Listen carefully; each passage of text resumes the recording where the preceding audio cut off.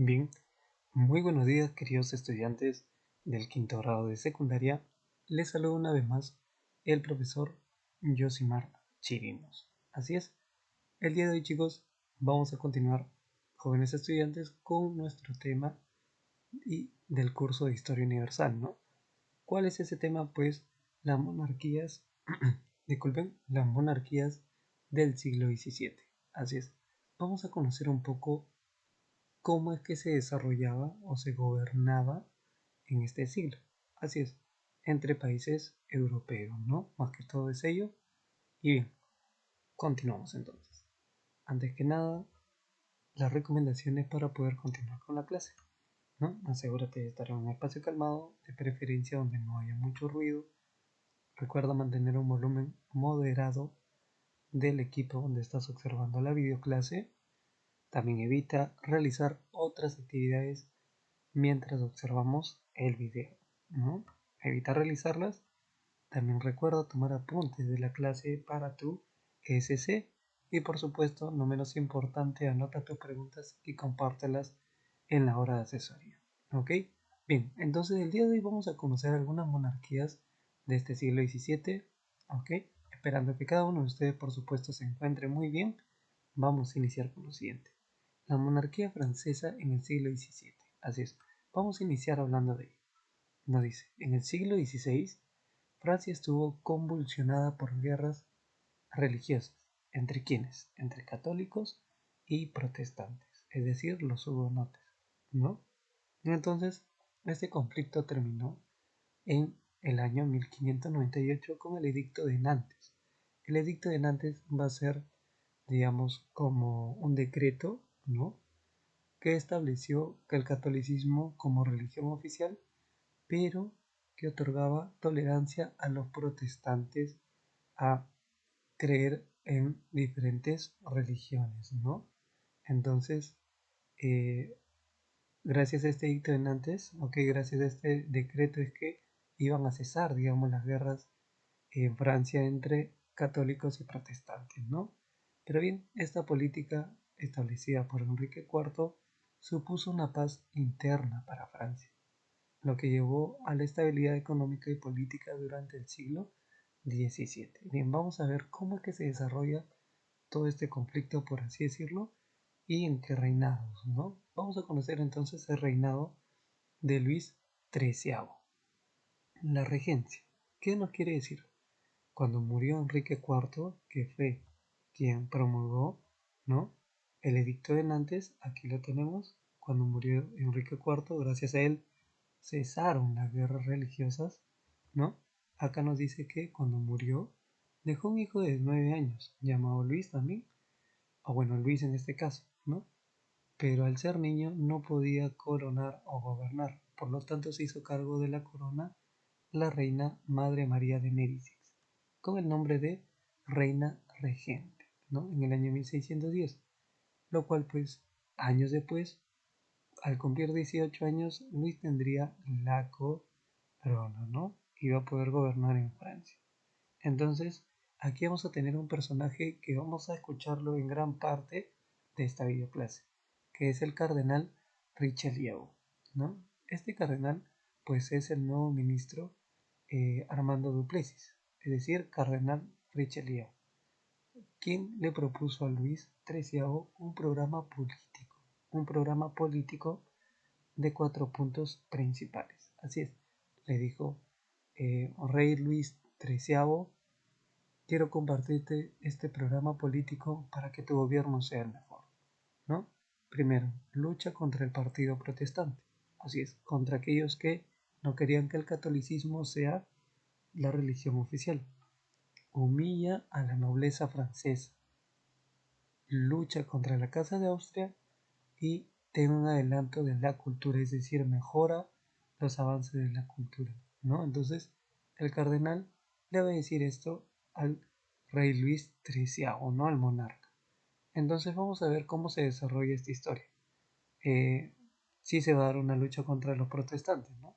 Pues los protestantes franceses habían formado un poderoso partido político y el ministro Richelieu ya decidió, como le mencioné acá, Richelieu decidió combatir a dicho partido formado por los protestantes franceses, no por oposición a la ideología catolicista o esa religión, no, sino porque querían derribar al monarca, ¿no? Estos protestantes querían derribar a Luis XIII, así es. Entonces se va a dar la lucha de la Rochela, o Rochelle, como se conoce creo también, con otro nombre, creo no, así se conoce también con otro nombre, La Rochelle, y pues esto va a ser en una ciudad, ¿no? En esta ciudad es donde justamente ingleses, ¿ok? Van a dar apoyo en dinero y comida a estos protestantes franceses para que justamente sigan protestando ante la monarquía francesa, ¿no? Entonces, a través de varias guerras y después de varios años, nos dice que dejó un saldo de 15.000 muertos. Fue así como Luis XIII concedió nuevamente la tolerancia religiosa a los protestantes, ¿no? Para dar a entender y a conocer que no querían ir en contra de los protestantes, sino en contra de la política protestante que habían formado, ¿no? Entonces les daba la opción de cambiar de, digamos, de pensamiento, ¿no? Entonces luego de ahí también va a venir la humillación de la nobleza, ya que, digamos, estos monarcas al poseer extensas tierras eran mirados con menosprecio, ¿no? Y no solamente ellos, sino a la corona en general. Aquellos que tenían el poder, pues no se sentían de acuerdo, digamos, todo el pueblo con ellos, ¿no? No se sentían representados con la monarquía francesa. Fue así como en el tiempo de Luis XIII revivió esa desconformidad, ¿no? Pero el poderío, también mejor dicho, por el poderío de Richelieu. Recordemos que él solamente era un ministro, sin embargo, iba a lograr convencer, ¿no? Influir bastante en las decisiones de Luis XIII, ¿no? Entonces, eh, gracias a esta desconformidad, gracias, no, bueno, a consecuencia de esta desconformidad, ocurrieron también conflictos que dieron por resultado la muerte, ¿no? Es donde perecieron señores de la corona y Richelieu es donde también va a lograr solidificar el gobierno monárquico, ¿no? Ya que pues se habían ido también varios de la nobleza, ¿no? Habían cesado. Entonces luego también tendremos la lucha contra la Casa de Austria, ¿sí? Para restablecer el equilibrio europeo, Richelieu hizo intervenir a Francia en la Guerra de los 30 años contra la Casa de Austria, ¿no? Entonces vamos a conocer un poquito más adelante de qué nos trata esta Guerra de los 30 años, ¿sí? Primero hasta aquí vamos entendiendo cómo el monarca Luis XIII cumple con todo lo que le manda Richelieu, ¿no? La lucha contra los protestantes que no querían a la religión católica como oficial, a la humillación de la nobleza, ya que había bastante desconformidad, ¿no? Y la corona se veía con menosprecio, es más, algunos no cumplían ni las leyes que se estipulaban, ¿no? Entonces, de alguna manera debía recuperar ese poder la corona, ¿no? La corona francesa. Bien, entonces, aquí vamos a ver la Guerra de los 30 años, que va desde 1618 hasta el año 48. Esta guerra fue un conflicto interno del Imperio Germánico, es decir, en Alemania. ¿Entre quiénes? También entre católicos, que era la monarquía centralizada, es decir, el poder centralizado absolutista, contra los protestantes, ¿no? Que eran pues que los protestantes van a tener una unión con los príncipes que buscaban su independencia, los príncipes, ¿no? Es decir, ser independientes nuevamente y no sometidos a la monarquía o a las decisiones de la monarquía centralizada, ¿no? Entonces, Francia también va a intervenir aquí y vamos a ver a quién apoya, a los católicos o a los protestantes. Pues, ¿qué nos dice? Richelieu apoyó a los protestantes. ¿Para qué? ¿O cuál fue la finalidad? Pues para evitar que el imperio germánico sea un estado absoluto y poderoso. Así de simple.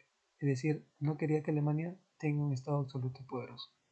Después de tantas victorias en el cual apoyaba Francia, esto obligó, ¿no?, a que se diera un tratado de paz, y fue la paz de Westfalia en 1648. Aquí, digamos, se van a tomar decisiones como el derecho a elegir los príncipes la religión que ellos consideraban oficial o correcta. Francia dice que quitó Alsacia, aquí nos indica eso, y Holanda y Suiza fueron estados también independientes, ¿no? De esta forma se logra la paz de Westfalia, ¿no? Luego de una guerra de 30 años. Luego va a venir la sucesión de Luis XIII, así es. Al morir Luis XIII, que bueno, ha sido un personaje también muy agradable, nos dice que su hijo Luis aún también era pequeño, al igual que él, ¿recuerdan? Entonces se hizo cargo de la corona la reina madre Ana de Austria, apoyado en este caso del primer ministro cardenal Mazarino, ya no Richelieu, sino el primer ministro Mazarino. Pero este primer ministro, digamos, no va a realizar las cosas bien, ¿no? Y entre las acciones que realiza fue una política financiera desastrosa, la economía de Francia no estaba bien, querían arrojarlo del poder, pero en este caso no por la envidia del, del poder que ostentaba, sino porque no sabía eh, gobernar o administrar bien el poder en su cargo, ¿no? También prosiguió la guerra de los 30 años que ya había quedado acá con un decreto de paz, ¿no? De esta manera, pues, acabaríamos con parte de lo que es la monarquía de Francia, ¿no? Bueno, no, con la monarquía de Francia no, con el reinado de Luis XIII. Entonces vamos a ir continuando con la monarquía de Francia, ¿ok? Con el reinado pero de Luis XIV, ¿no? Es decir, de su hijo. Entre sus principales hechos, pues nos dice lo siguiente, ¿no? Muerto Mazarino, este principal o este primer ministro, pues deja de heredero a Luis, quien asumió el poder con el nombre de Luis XIV y fue el soberano que fortaleció la monarquía absoluta en Francia, ¿no? Así es. Sus hechos más notables fueron la anulación del Edicto de Nantes, anuló el decreto, ¿sí? Donde daba por religión oficial al catolicismo.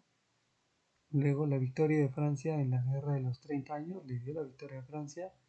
Luego el brillo de las artes y las letras, mejoró la cultura. Y la Guerra de Sucesión española, ¿no? Pero no solo hizo, digamos, muy buenas obras o hechos muy notables, ya que parte de su gobierno hubo el despilfarro de la corte, donde preparó la bancarrota, donde preparó la bancarrota de Francia en pocas palabras. ¿Por qué? Luis XIV, a diferencia de su papá, si bien es cierto, ¿no? Su gobierno, en este caso, o el trono, fue sucedido, ¿no? Por su padre Luis XIII. Luis XIV pensaba que había sido elegido divinamente, ¿no? Que la oportunidad o el derecho de gobernar era algo divino, ¿no? Entonces, esto lo llevó a pensar de una manera muy elevada, muy egocéntrica, construyendo, por ejemplo, el Palacio de Versalles, eh, sin finalidades en común, ¿no? Entonces, estas decisiones que fue tomando poco a poco también va a despertar años después la Revolución Francesa, ¿no? Por eso es que se menciona ahí el despilfarro de la corte, donde preparó la bancarrota de Francia, ¿no? Bien, entonces, digamos que se le había subido el poder a la cabeza a Luis XIV. Entonces, anuló el edicto de Nantes, es decir, este decreto donde busca el rey católico quiso unificar las creencias religiosas, ¿no? Y procedió justamente a anular este edicto, ¿no? Este decreto. Ya no solamente quería que sea el catolicismo, sino todas las iglesias, ¿no? O las creencias religiosas. Luego tenemos la administración de Colbert. Pues Colbert nos dice que fue el verdadero gobernante de Francia. Este también fue un primer ministro. ¿Pero qué logró? Logró ayudar a la agricultura, arregló las entradas y salidas de dinero. Recordemos que en sus ingresos y en su economía Francia no estaba bien, pues ayudó y lo arregló.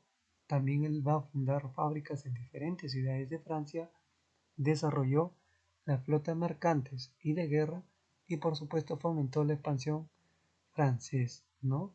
Además, ayudó a un monarca a conquistar el Mississippi también en Norteamérica, ¿no?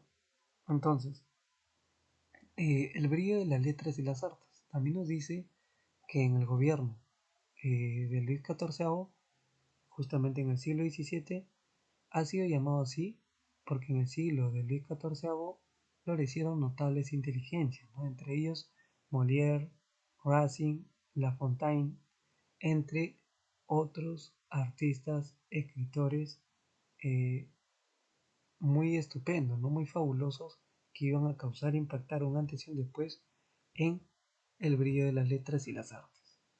Bien, entonces, ya entendiendo un poco más de la monarquía francesa, vamos a ver la Guerra de la Sucesión Española, ¿no?